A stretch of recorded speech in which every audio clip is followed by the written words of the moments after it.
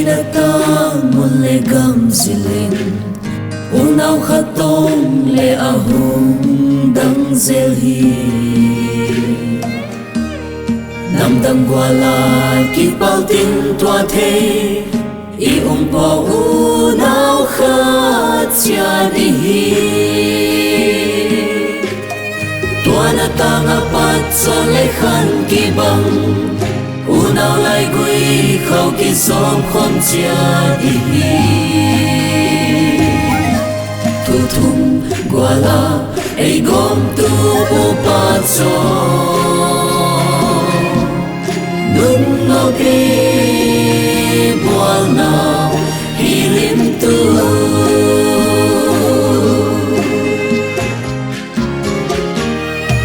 u khat khal de apat kham yanin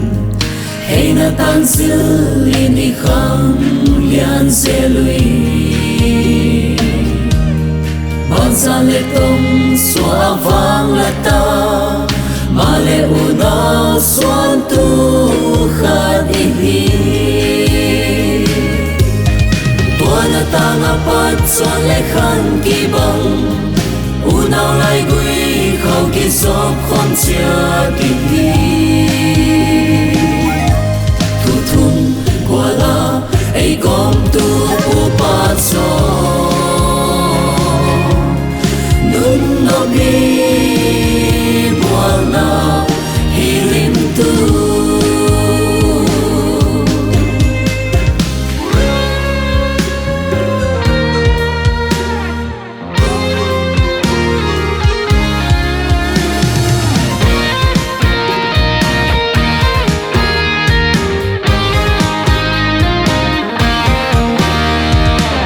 Long tuam na sile chen yin Nang mau le ke mau at nang puan ti in Kien sek ma leng do gali hipuang Unaw I hiu chon da ki bang te Tuan na tang apat chon le khan ki bang Unaw lai gui khâu ki som khom chia ki hi Tu thum gwala ei gom tu pu pa cho Nun no bi bual na hilim tu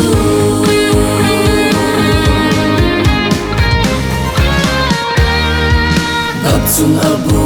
la hakem le Tu thola nei ken le ka nei a hi Long thala chial ken le ka chial hi Chon dan ki bang ke hen thei hi lo Tua na tang apat chon le khan ki bang Unaw lai gui khâu ki som khom chia ki hi